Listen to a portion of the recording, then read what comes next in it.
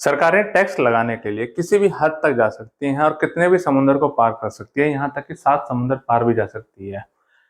आप Indian citizen हो, आप इंडिया में रह रहे हो, तो सरकार आपसे टैक्स वसूल लेगी। आप इंडियन सिटीजन हो, लंदन में रह रहे हो, तो क्या आपसे टैक्स वसूल पाएगी? आज तक आप काफी जो टैक्स फ्रॉड्स या बाजार में पैसे चुरा के भाग गए, आप उनसे तो वसूल ना पाए। बहुत छोटा सा एग्जाम्पल, विजय माल्या जी, नीरव मोदी जी, इनसे आप इनको ला तो नहीं पा रहे, आप इनसे टैक्स क्या वसूलोगे? वैसे ही अगर कोई फॉरेनर फॉरेन में रह के कमा रहा है, तो क्या आप उस पर टैक्स लगा दोगे? ये तो बिल्कुल वही होगा जैसे पाकिस्तान कहता है कि कश्मीर हमारा है। तो इसको एक हर कंट्री अपने अपने मायने से एक टैक्स लगाना शुरू करती है कि भाई हम ना हमारे लोगों पे टैक्स लगाएंगे। हमारे लोग कौन? जो हमारे यहाँ रह रहे हैं, जो हमारे यहाँ डोमिसाइल है, जो हमारे यहाँ रेजिडेंट है, जो हमारे यहाँ रेगुलर रह रहा है, उस पर टैक्स वसूल लो। उस पर टैक्स किस पे वसूल लो? जो उसने मेरी कंट्री में कमाया है। अगर ये मेरा इंडिया है, नक्शे पे ना जाना आप लोग, ये मेरा अगर इंडिया है, उसने इस इंडिया के अंदर रह के कुछ अगर कमाया है, तो वो वसूल लो। उसने अगर इंडिया से बाहर से कोई पैसा कमाया है, मतलब उसने दुबई से कोई माल मंगाया या फिर यहाँ बैठे बैठे दुबई में कोई ट्रांजेक्शन कर डाला इंडियन माल का, यहाँ से एक्सपोर्ट कर दी, तो भी कमाया।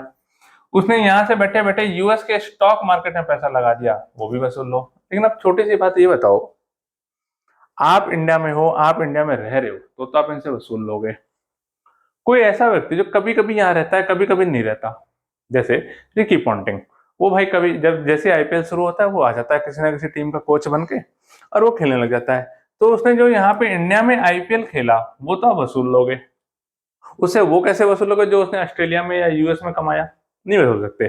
तो इसको देखते हुए एक रेसिडेंशियल स्टेटस नाम की कोई चीज बनाई गई कि भैया आप ना उन्हीं लोगों से टैक्स वसूलेंगे जो हमारे यहाँ रह रहे हैं, जो हमारे यहाँ रेजिडेंट हैं, मतलब जो हमारे नागरिक नहीं, जो हमारे यहाँ रह रहे हैं।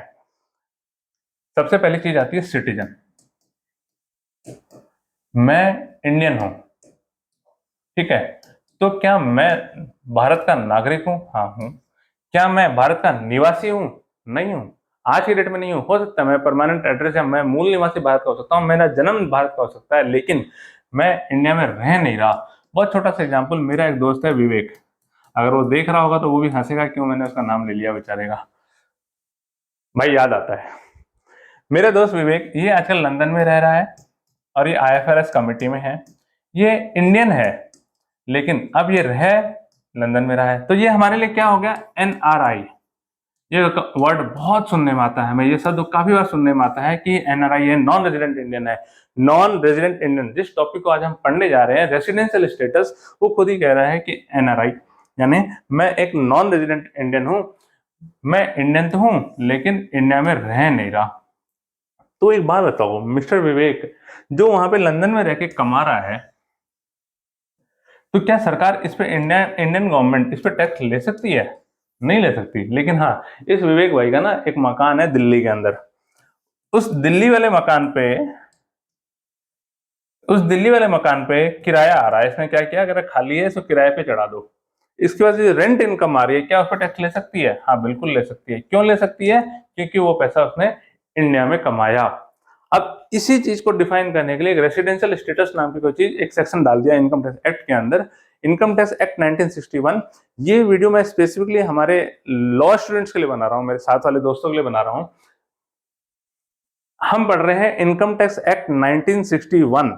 सबसे आश्चर्य वाली बात तो यह है कि पिछले 60 सालों में हम अपना अभी तक इनकम टैक्स एक्ट को भी रिफाइन नहीं कर पाए हैं। हाँ, डायरेक्ट टैक्स कोड की बात चल रही है, हो सकता है हम बहुत जल्दी इसको रिफाइन भी कर लाएंगे। तो इनकम टैक्स एक्ट का 1961 ये कहता है, आईटी एक्ट 1961 का सेक्शन 6 ये कहता है कि रेसिडेंसी इन इंडिया निकालो। किसके लिए? For the purpose of this act. किसके लिए? टैक्स निकालने के लिए। For the purpose of this act आप उसका रेसिडेंशियल स्टेटस निकालो कि भैया वो इंडिया का निवासी है या नहीं है, ये डिफाइन करके दे दो, ताकि मैं उस पर टैक्स लगा दूं। टैक्स किस पे लगा दूं? वो इंडिया में जो कमाएगा उस पे, जो फॉरेन में कमाएगा उस पे, जो या इंडिया में रह के फॉरेन का कमाएगा उस पे, या यहाँ से इंडिया से फॉरेन जाके कमाएगा उस पे वसूल लो साहब। इन्होंने कहा एन इंडिविजुअल, थोड़ा सा इसको बड़ा करता हूँ एक बारी।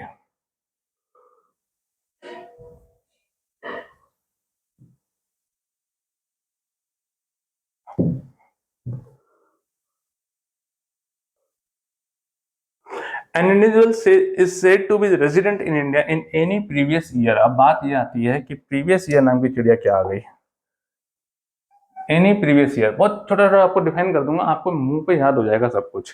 प्रीवियस ईयर का मतलब क्या होता है, फाइनेंशियल ईयर 2022-23 जो अभी अभी खत्म हुआ है, इसको मैं वित्त वर्ष भी कह सकता हूँ हिंदी में, और इसको फाइनेंशियल ईयर कहते हैं इंग्लिश में।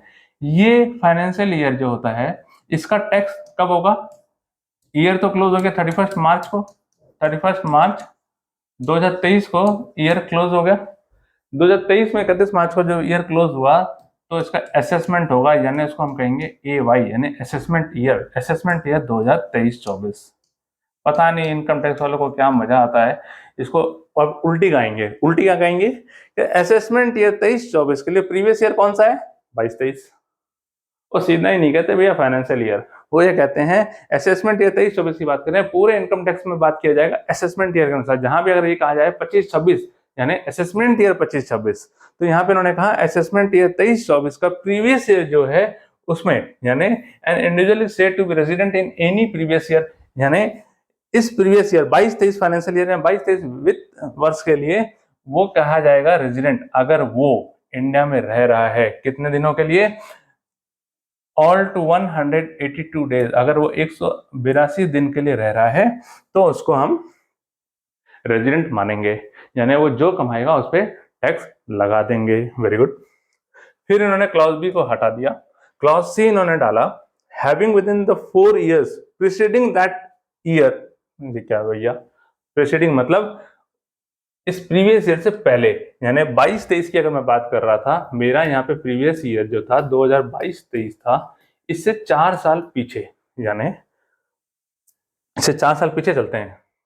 पहला साल हो गया 2021-22, दूसरा हो गया 2020-21, तीसरा हो गया 2019-20 और चौथा यानी 2018-19। वो ये कह रहा है कि भैया जी अगर आप पिछले 4 प्रीसीडिंग साल में प्रीवियस ईयर 22-23, लेकिन उसके 4 प्रीसीडिंग साल में आप अगर 365 डेज यानी 365 दिन या उससे ज्यादा इंडिया में थे, और साथ ही is in India for a period amounting to all 60 days or more in that year, और इस साल में 60 दिन के लिए थे आप इस साल में 60 दिन, अब पिछले 4 सालों में 365 दिन के दोनों कंडीशन आप फॉलो कर देते हो तो आप सी क्लॉज में आ जाओगे, और इसी साल अगर आपने 182 दिन रह गए तो आप ए क्लॉज में आ जाओगे। आ गए या ए आ गए सी आ गए, भैया रेजिडेंट हो गए। रेजिडेंट हो गए, बताइए आपको, अब आप टैक्स दे दो। कहाँ पे दे दो, इंडिया में दे दो। इंडिया कहती है आप हमारे हो, वसूल लेंगे आपसे टैक्स पूरा, जब भी आप कमाओगे सब कुछ हमारा। सब कुछ नहीं होता बट हाँ हाईएस्ट स्लैब तक जाएंगे तो आराम से 42% तक चले जाते हैं सरचार्ज जोड़ के। फिर उन्होंने एक एक्सप्लेनेशन दे दिया इसके ऊपर, क्या, being a citizen of India who lives India in any previous year as a member of crew, मतलब जो जहाज में घूमते हैं ना वो एनी टाइम तो आधे दिन तो बाहर ही रहते हैं, जहाजें बाहर ही पड़ी रहती हैं, तो वो 60 दिन उसके लिए कोई बड़ी बात ही नहीं है। 60 दिन बड़ी बात ही नहीं है, तो उसके लिए गवर्नमेंट ने कहा एक काम करो, आपके लिए हम थोड़ा सा दिन बढ़ा देते हैं।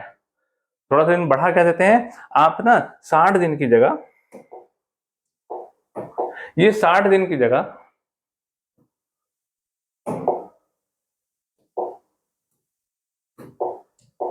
ये 60 दिन की जगह आप ना 182 दिन, यानी ये क्रू वाला जो मामला है, ये क्रू, इसमें भी अगर आप 182 दिन प्लस 365 दिन आप रहोगे तो आप इंडिया में माने जाओगे। मैंने सीधा सीधा बोलूं मैं तो आपके लिए ये वाला सी क्लॉज जो है एक प्रकार से नलिफाई हो गया।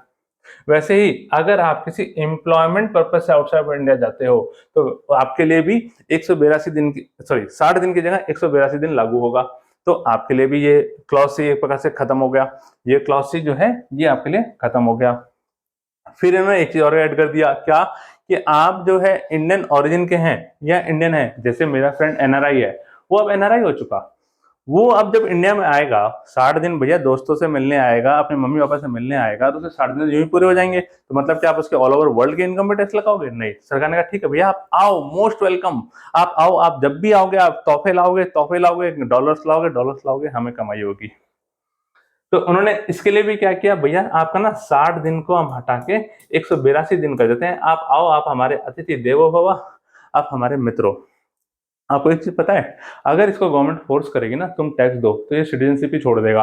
और एक बार सिटीजनशिप छोड़ दिया यानी घर निकाला आपने उसका कर दिया, वो वापस आए ना आए पता नहीं। हाँ, घर में रखोगे तो कोविड के टाइम में बहुत सारे एनआरआई इंडियन हो गए, वो आज इंडिया को डेवलप कर रहे हैं। India is one of the only economy in the world जो ग्रो कर रही है। उसके पीछे वन ऑफ द रीजन ये भी है कि हमने उनको इतनी लीलेंसी दी और हमने इतना अपनापन दिया कि उनको लगा कि आज भी मेरी इज्जत है अपने देश में, चलो अपनी माटी बुला रही है। 182 दिन, 60 दिन, ये समझ में आ गया। सरकार ने फिर एक टांग अड़ा दिया, क्या, बहुत से लोग चतर हैं, घूमते ही रहते हैं। किस लिए घूमते हैं, मैं टैक्सेशन में नहीं आना, क्योंकि एक वर्ड यहाँ पे यूज किया हुआ एम्प्लॉयमेंट आउटसाइड इंडिया। घूमने जाओगे तो इसमें फॉल होगा ही नहीं। लेकिन हाँ, अगर मैं किसी से मीटिंग करने जा रहा हूँ, किसी टाइप से जा रहा हूँ, बहुत से नेता जाते हैं, बहुत से बिजनेसमैन भी जाते हैं, किसी न किसी कॉन्ट्रैक्ट के बहाने। मकसद ये 182 डेज को बीट करना होता है। तो उनके लिए सरकार ने कह दिया कि अगर आपकी इनकम, इंडियन इनकम 15 लाख से ऊपर है, 15 लाख से ऊपर है, मतलब नॉन फॉरेन इनकम, इनके तो इनकम टैक्स में या किसी भी कानून में देखा घुमा के ज्यादा बोलते हैं। घुमा के बोलने से क्या होता है, अश्वत्थामा मारा गया न, हाथी या इंसान पता नहीं, तो वो तो बोला ही नहीं उसने, अश्वत्थामा मारा गया। तो इनकम टैक्स में घुमा के बोला जाता है कि भैया other than income from foreign sources, सीधा सीधा कह दो ना भैया कि इंडियन सोर्स से अगर आपकी 15 लाख के ऊपर है तो आपके लिए ये जो 60 दिन का मामला था ये मैं 120 दिन कर दूंगा। हो गया 120 दिन, यानी आप अगर इंडिया में 121 दिन रह गए तो आपका हम टैक्स लगा देंगे। किसके हिसाब से, रेजिडेंसी हिसाब से, आप हमारे निवासी माने जाओगे और फिर हम टैक्स वसूलेंगे आपसे। वेरी गुड, एक बार इसको क्लीन करते हैं।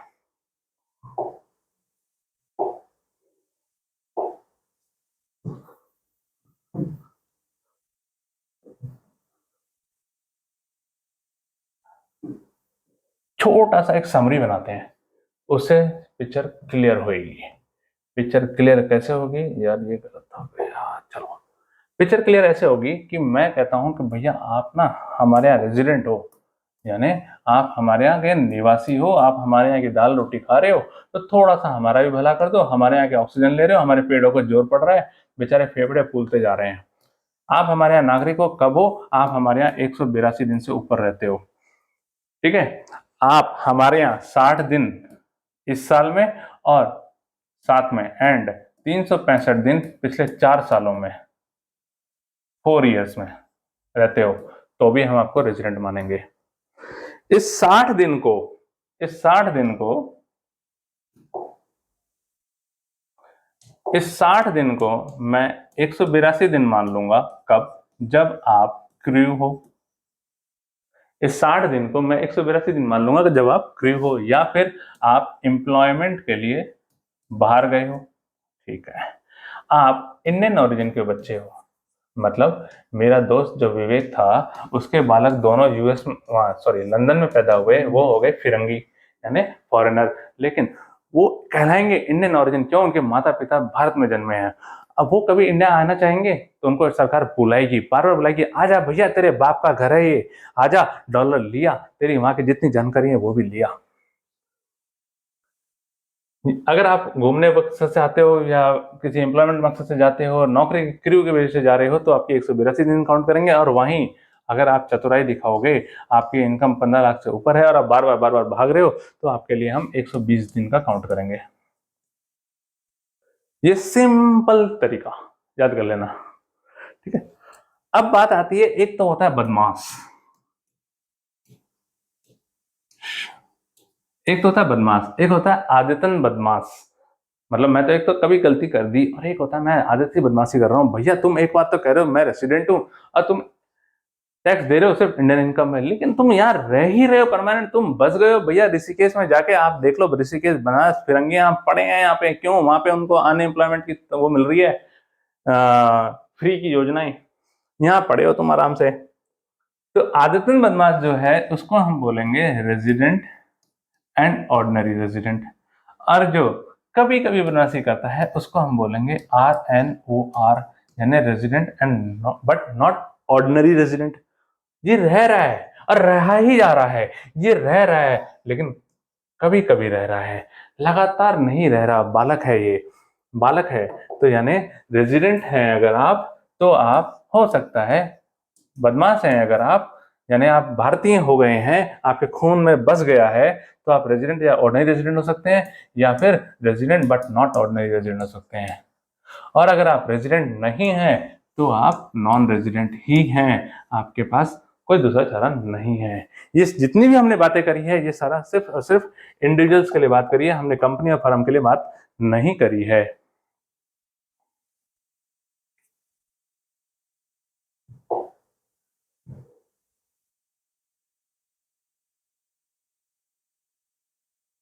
चलिए, अब ये कह रहे हैं यहाँ पे कि भैया कंपनी, कंपनी जो है, कंपनी रेजिडेंट कब कहलाएगी?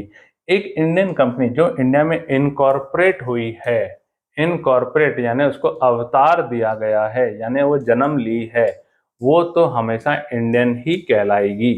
जो इंडिया में जन्म ली है, जो इंडिया में इनकॉर्पोरेट हुई है, कंपनीज एक्ट 2013 या कंपनीज एक्ट 1956 के अंदर रजिस्टर हुई है, वो इंडियन कहलाएगी हर हमेशा, और रेजिडेंट कहलाएगी भैया तुम पूरे वर्ल्ड में कहीं भी कमा लो, टाटा भैया आप पूरे वर्ल्ड में कहीं कमा लो, इंडिया में टैक्स लेंगे ही लेंगे।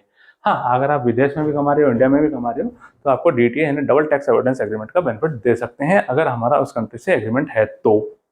Very good. और अगर एक फॉरेन कंपनी है, अगर एक फॉरेन कंपनी है जैसे मित्सुबिशी, जैसे क्या नाम बताऊं आपको, होंडा, कार कंपनी कोई सी भी उठा लो, मोबाइल उठा लो, सैमसंग उठा लो, एचपी उठा लो, डेल उठा लो, भैया आप ना इंडियन तब कहलाओगे जब आपका control and management, place of effective management in that year is in India.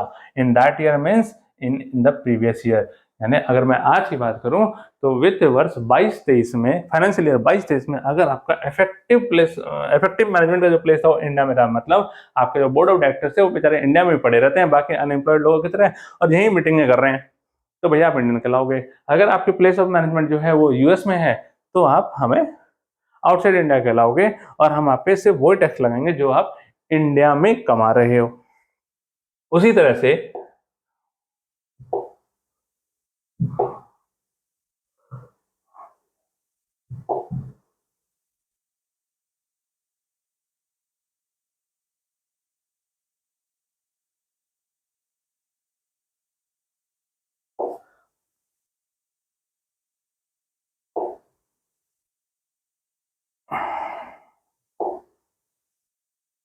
इसमें फर्म का रह गया और एचएफ का रह गया, मैं इसका फर्म का और एचएफ का अलग से बताता हूं। फर्म एंड एचएफ, इनके केस में अगर आपका कंट्रोल एंड मैनेजमेंट पूरी तरह से या मोस्टली इंडिया में है तो आप इंडियन कहलाओगे, और अगर पूरी तरह से या पूरी तरह से और पार्शियली मेजॉरिटी अगर आपका इंडिया के बाहर है तो आप फॉरेन कहलाओगे। ठीक है, कंपनीज के केस में हमने बताया कि अगर आप इंडियन रजिस्टर्ड हो तो आप इंडियन ही कहलाओगे, और अगर आप फॉरेन कंपनी हो तो आपका कंट्रोल एंड मैनेजमेंट इंडिया का है या नहीं है वो चेक किया जाएगा। अब हम आते हैं वापस से बदमाश और आदतन बदमाश में, ROR एंड RNOR। इसके लिए गवर्नमेंट ने क्या बोला, एक्ट से पढ़े, चलो एक्ट से पढ़ते हैं। इन्होंने कहा कि आप नॉट ऑर्डिनरी रेजिडेंट, यानी आपको हम आदतन बदमाश नहीं मानेंगे। कब नहीं मानेंगे? जब आप 9 आउट ऑफ 10 प्रीवियस ईयर, यानी अब 2022-23 का जो हमने प्रीवियस ईयर गिना था, वित्तीय वर्ष 2022-23, इससे 10 पिछले सालों में, out of 10 previous years preceding that year, इससे 10 पिछले सालों में अगर आप 9 में नॉन रेजिडेंट थे तो हम आपको आदतन बदमाश नहीं मानेंगे। यानी पिछले 10 कांडों में से आपने सिर्फ एक बार कांड किया है तो हम आपको आदतन बदमाश नहीं मानेंगे। या फिर आप जो है पिछले 7 सालों में, यहां से पिछले 7 सालों में 7 years or has during the 7 previous years preceding that year has been in India for a period of amounting to 729 days, यानी इन 7 सालों में आप 729 दिन या उससे कम अगर रह रहे थे तो भी हम आपको आदतन बनवास नहीं मानेंगे। यानी आदतन बनवास कब मानेंगे? जब आप पिछले 10 सालों में यानी जिस प्रीवियस ईयर की बात कर रहे हैं उससे भी प्रीवियस ईयर यानी उससे भी 10 साल पुराने सालों में आप 2 साल से या उससे ज्यादा में आप रेजिडेंट रहे, या फिर पिछले 7 सालों में आप 730 दिन या उससे ज्यादा रहे, तो आपको हम आदतन बदमाश मानेंगे, यानी आप हो जाएंगे रेजिडेंट एंड ऑर्डिनरी रेजिडेंट। ये बदमाश शब्द ना लिख देना। अच्छा, एचयूएफ के लिए भी सेम कंडीशन है, लेकिन एचयूएफ कहाँ रहती है भैया? पूरा परिवार रहेगा? नहीं, उस केस में सिर्फ और सिर्फ कर्ता को देखा जाएगा कि कर्ता जो है कहाँ रह रहा है, यानी अगर कर्ता बदमाश है तो पूरे परिवार को बदमाश मान लिया जाएगा।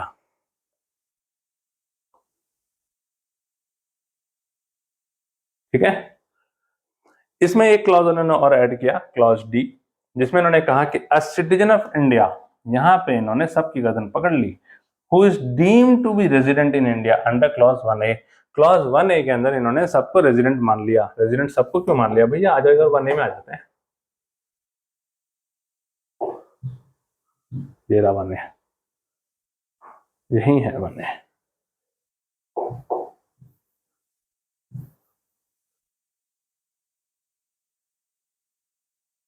1A भी मिल गया हमें।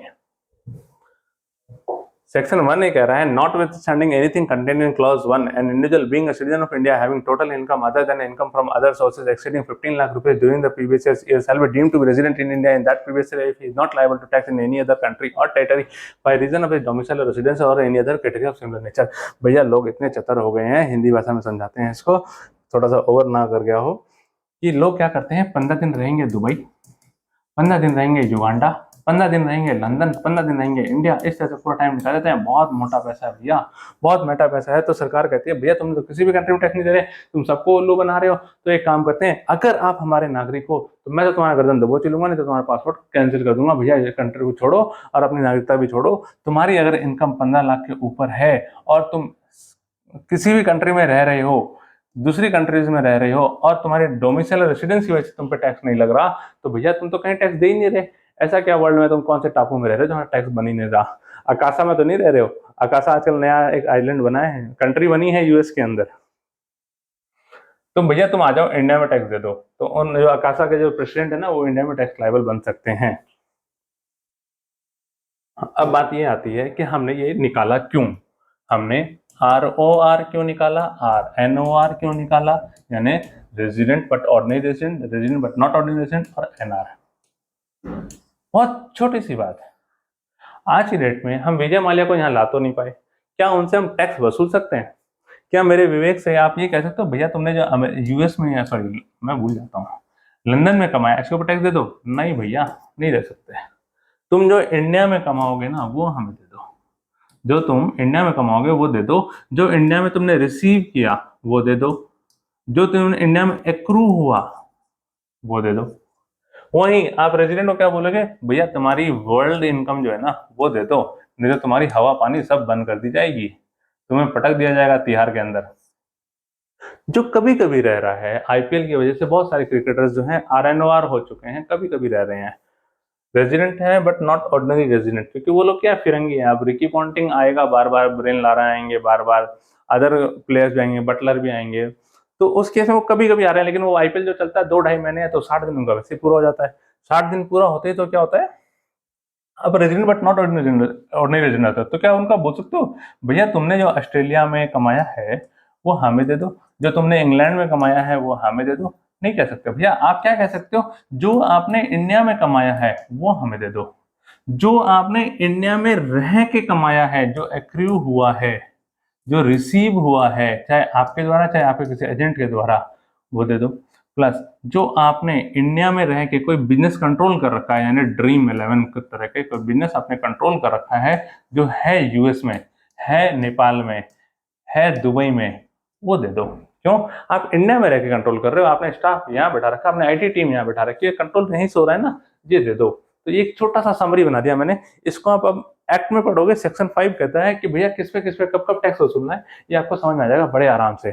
कहीं कोई दिक्कत हो तो हम गूगल मीट पर कनेक्ट कर लेंगे और आपको और डिटेल में समझा दूंगा इसके बारे में।